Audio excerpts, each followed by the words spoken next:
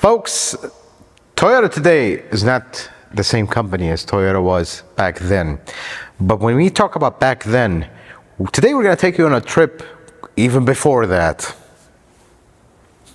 Celica GT, folks, the RA29 or 28, depends where you live in. This is one of the most interesting cars back in that era. And it's from an era where Toyota was their car division was such a small division that they were still figuring things out so much that they were still at their finest in borrowing things from others. What does this car design remind you of? Camaro? Some of the Mopars of that era with the raised hood in the middle? I mean, there's a tiny little four-cylinder. Why do we need the raised hood? Well, just because. Look at it. It's the most beautiful thing you've ever seen. And we come around here, you got louvers on the hood. I mean, this thing is one of the most beautiful cars you will lay your eyes on, that you know everything is borrowed. Folks, this is a 1977 Toyota Celica. If you're not familiar, this particular one is a US model with the original Japanese bumpers. There was a US model, had a giant bumpers. This one doesn't have those. That's why it looks so good. Of course, you have the Celica badge right here. I don't think that is a correct spot for it, but it still looks super cool. Look at the side. Look how beautiful this car is and how simple the side is. We always talk about modern car reviews. They're over-styled. They're too much. Because look at this, how simple it is and how beautiful it looks. Look at the finer details. Chrome trim, silver wipers and wiper arm. This particular one has the originals. And the antenna right here, we were not shy of putting brackets outside. Mirror is just conveniently just kind of sitting here. Nothing really big about it. And look at this door handle. First, this is not plastic. Second, you just have a little pull. I mean, it's almost like an aerodynamic shape. I don't know why we don't have handles like that. Of course, they never shy of that in that time period. And then these vents. This is where the car changes to another car. When we look at the back of this car, we were slightly borrowing from a different car. Let me have you figure out which car that is. Oh yeah, the Mustang. So we have a Camaro front end with a Mustang rear end. Yet it looks amazing. That's because it just has a very unique 70s look. I mean, I know this goes back to the Mustang, but still, that's a beautiful design. And here's the interesting part. GT in the middle. 5-speed, because this is a 5-speed car. It's very high-tech for its time. Exhaust is not original. That is not the original exhaust. It just has a single tip. And this bumper also is a Japanese bumper. This is not a US spec bumper. But here's an interesting part. Let's open the trunk. Well, there's no opening the trunk from the inside, so gotta use the key. This is a 70. This is a fastback. Of course, the shocks don't work here, so I gotta hold it. Look at the interesting stuff. We don't have cars with a hump before the trunk anymore. They're all flat. And then the other thing is, look at the exposed bolts. There's exposed bolts everywhere, because that was okay. And everything is covered completely around this beautiful beige color. It just, They don't make cars like this anymore. And even when they did back then, they were not to this level. It's pretty impressive. This, of course, being a fastback, it does have the louvers. I mean, folks, if you haven't seen one of these cars in the right configuration, like with the correct bumpers and everything, they're just breathtaking how good they look. Especially today when cars are just giant blobby spaceships that just look like I don't know what the design is, and half of them look the same. Just look at this. This is the time where nobody was shy of just borrowing a design from somebody else and make it even more. Beautiful car. I just can't stop looking at this car, how beautiful it is. Everything about it. These came in the fastback and just a regular coupe, not a fastback. Let's take a look under the hood. So that's you see this big bulge. Here comes the big V8, right? Backward opening hood, of course. with a hinge lock. 4-cylinder engine. This is a 20R, folks. This is where it all started. How about that? Carbureted engine, 2.2 liter. Very reliable engine. And this is, folks will say the 90s and the 2000s what cemented the reliability of Toyota. This is what did. Because these cars, hot or cold, extreme, they'll start right up. This starts faster than a modern car. That's the beautiful thing. Look how simple they are. I mean, once you remove this air cleaner, it's like everything is wide open. Hood latch in the back. Very interesting. And some of the things they still use today. That's the beautiful part. Here's some interesting observations here. The brake booster, you could actually take it apart. It was not welded or clamped. The dual reservoir master cylinder. And then this valve cover, if I'm not mistaken, they used it for a very long time in these engines. On the 20R and 22RE, they just kept going with it. And of course, this has points. This was the time where we had that. And this was a very, very cutting edge car because you have automatic choke. Not a lot of cars had that back then. At least where I come from, everything had a choke. I mean, that 75 series right there, that's a 92 or a 91. That has a choke. This is a 77. It has automatic choke. That tells you how ahead of their time these cars were. That's a beautiful car. This is an original AC car, so you notice the dryers, ancient lines. Yeah, things were very different back then. Things were extremely different back then, and this is where they started, folks. But if we look at the inside, if you think 80s cars are quirky, 70s cars is where it's at. Let's take a look.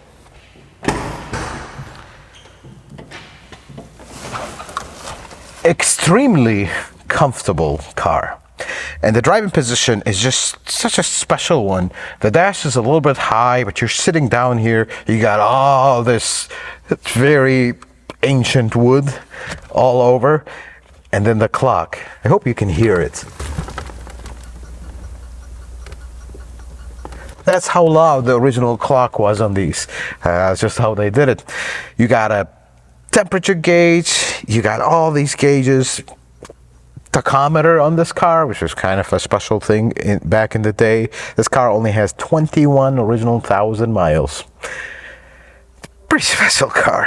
8-track, for me, where I come from, we don't have 8-track, we have just regular cassettes, but this is as ancient as they come for Toyota. And this, of course, is an original AC car, so you got the push.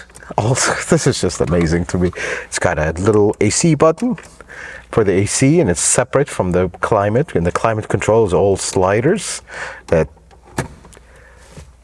Let's move on to the even better stuff. So down here you have a computer that tells you which fluid level is low, which brake light is out.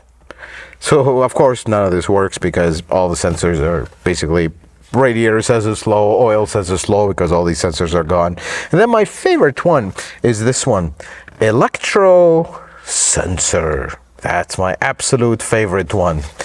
Now, can we put the joking aside? I have no idea what that means. If you know, put it in the comments down below. You probably, if you're older and you remember what that meant, but I have no idea what that warning light is supposed to tell you. But look how simple this interior is, but at the same time, it's just beautiful.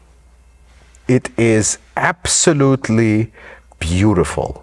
How it looks, how every little tiny detail, even in 2026, I mean, this is a properly nice interior. There's no other way to say it. It's such a beautiful car. And this particular one is really well kept, and everything works. Radio works. Of course, the clock works. You can hear it working. But it just, look at the headliner. Just the seal is exposed. The seal of the glass is here. They were not shy to hide stuff. They didn't need to hide stuff. They just kept everything, and we're not shy about it. I mean, there's a seal, you can see it, so what's the problem? There's a screw, you can see it, so what's the problem? I wish we would slowly go back to those days, because cars are simpler. This is what I mean by simpler. You're going to take something apart, you don't have to remove 17 covers just to see a bolt. Everything was right there. Because what's the problem with them being there? This is a new thing with cars where we're shy about things. Folks, I hope this is just bringing back memories to you, because not this particular car, but like late 70s, early 80s cars where I come from, they were everywhere. And this brings back just the smell that it has, brings back a lot of memories for me. And I truly love how this car looks, and it just look at it. I know they copied other folks for this, but still, just look at it. Isn't this one of the most beautiful cars you will lay your eyes on? Pretty sure there are more other beautiful ones, but this one is truly special. Folks, I am having a hard time. Can we make a confession time right now? Let's make a confession time. Having a hard time handing the keys back to the customer. I mean, I already told him, I don't know if you're going to get your car back or a check. Just tell me, what do I write on the check, please? I really love this car. But if I do that, I will get in trouble because I have one too many cars that I need to cycle first before we get another one. But if I'm going to get one, this is definitely on the list. I hope I'm allowed before I go to own one of these, because it's just a beautiful driving experience. Look at it. Folks, I hope you enjoyed the tour around this car as much as I have. But before we wrap it up, let's go take a look underneath it. Let's take a look underneath the RA29 Celica. I mean, just look at the intricate design of how cars used to be. This is like a lower fascia. It's actually steel and it's attached to the body here, and then the fender starts. And of course, this is the 70s. There is no fender liner or anything. It's just the body. That's just they did things. So metal shield on a car like this that is very low, and then look at the suspension, how simple it is. You got one little control arm, this little thing just supporting it, kind of, sort of. And this is actually an adjustment point. Sway bar leg, sway bar, which this does have sway bar. Disc brake in the front, which is very, very big feature. Here's an interesting thing. You have a stop here. That's how the steering wheel stops when you turn it from turning, because this doesn't have a rack and pinion. This actually have like a steering gear and idler arm, pitman arm, and the whole 9 yard, which we are having problem with this idler. Look how much movement it has on this bushing. This looks like an aftermarket one, and we're trying to find a correct one here. They're a little bit hard to find parts for. Engine is super simple. This is one of the things that was in here for it. Had some aftermarket drain plug, and we're dealing some leaks from this. But now I hope that with the original one, this is a 24 with the original gasket, that should take care of it. Look at this massive starter. I mean, this thing is massive. Folks, this is a tiny little 4-cylinder engine. Massive starter. And then this giant spring to return the sleeve back. Transmission, this is a 5-speed transmission. In the 70s, that was a big deal. Interesting plug here. So the fill plug is a 17, not your typical 24, but this style plug, they still use it today. Isn't that something? Look how simple this car is. I mean, there isn't much going on. All the lines wrap up here in a very random fashion. I mean, they routed them all the way here. It's like, why can't we just run them here? They just didn't. That'll do. And then the rear end, solid rear axle on a sports car. How about that? And look at the design here, how they support this axle with the springs. It's the same setup they somewhat use today. Same thing. Exact same setup they're using. And since these days, they were using this style where the rear end attaches to the housing, not the other way around. That's the interesting part.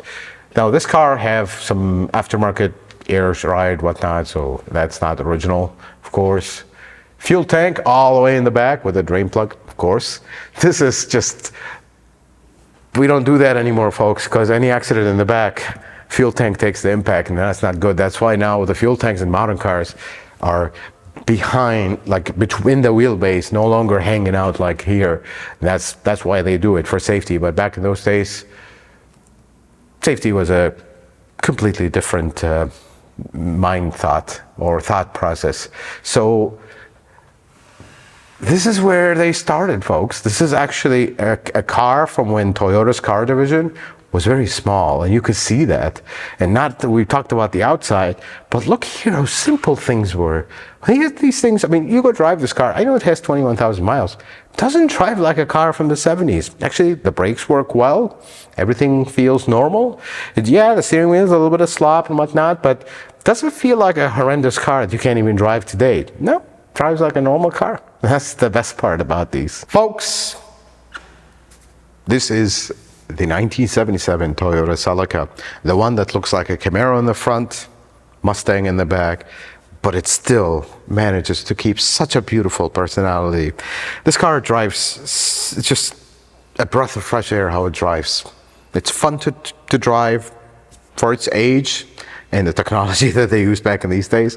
And actually, it handles decent. It's fun. You just throw it around. Its engine is lively. It goes. It's such a beautiful car, not just to look at, but even to drive. It has so much character. I truly love these, and I hope one of these days I'll be able to own one, at least to experience it as an owner, because look at it. It's just a beautiful car. Folks, thank you so much for joining me in this video, and I hope you enjoyed looking at this car and checking it out as much as I have had the pleasure of working on it and then checking it out as well with you guys. Thank you so much for watching, and until the next video, may the Lord bless you and keep you, and you have yourself a wonderful day.